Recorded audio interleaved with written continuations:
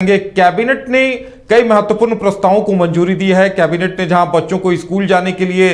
Cycle देने की घोषणा की गई है, वहीं किन्नरों को ओबीसी का दर्जा दिया जाएगा और इसके साथ साथ सहायक पुलिसकर्मी जो लंबे अरसे से आंदोलनरत थे, उन्हें लेकर भी बड़ा ऐलान किया गया है। हमारे साथ मदन है, एक बार फिर चलेंगे अपने संवाददाता मदन के पास। मदन, लगता है कैबिनेट की जो बैठक हुई है,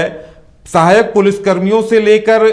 छात्रों को, युवाओं को कुछ न कुछ देने का प्रयास किया गया है। बिल्कुल, देखिए,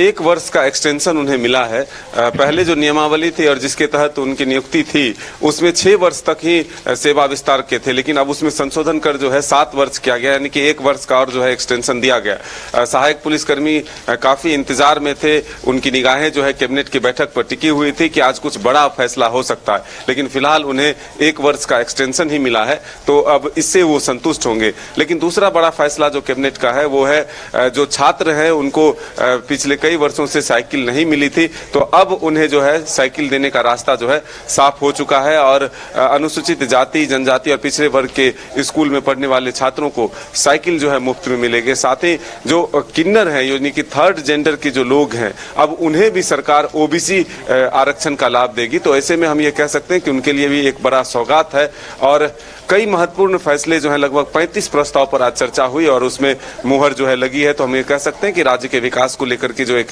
कैबिनेट की महत्वपूर्ण बैठक होती है वो खत्म हुआ। बैठक के बाद जब मुख्यमंत्री हेमंत सोरेन निकले तो उन्होंने कहा कि ये अभी शुरुआत है, अभी कई और फैसले जो हैं लेने बाकी हैं जो कि राज्य के हित में होंगे। साथ ही जो 26,000 शिक्षक की नियुक्तियां रद्द हुई है फिलहाल हाईकोर्ट से, उस पर भी कहा कि झारखंड हमेशा से संघर्ष करता रहा है, हर विषय में संघर्ष हुआ है, हम इसका भी मुकाबला डटकर करेंगे और इससे भी हम आगे निकलकर इसका भी समाधान ढूंढेंगे। तो छात्र के साथ साथ जो है उन्होंने राज्य के लोगों को लेकर ये कहा कि सरकार जो है उनके लिए लगातार काम करती है और आगे भी करती रहेगी, इसलिए जो ये कैबिनेट के माध्यम से फैसले हैं वो निरंतर लिए जाते रहेंगे। बिल्कुल मदन, कहा जा सकता है कि सरकार जब भी कुछ बड़ा सोचती है, सहायक आचार्यों की बड़ी संख्या में नियुक्ति होनी थी और उस पर अब हाई कोर्ट ने फिर से रोक लगा दिया है, तो लगता है कि सरकार कहीं न कहीं इस बात से निराश भी होगी और कैबिनेट की बैठकों के जरिए या फिर कई ऐसे प्रस्ताव लाना चाह रही होगी जिससे युवाओं को, छात्रों को कुछ मिल सके। ये संदेश देने की कोशिश भी है, लगता है।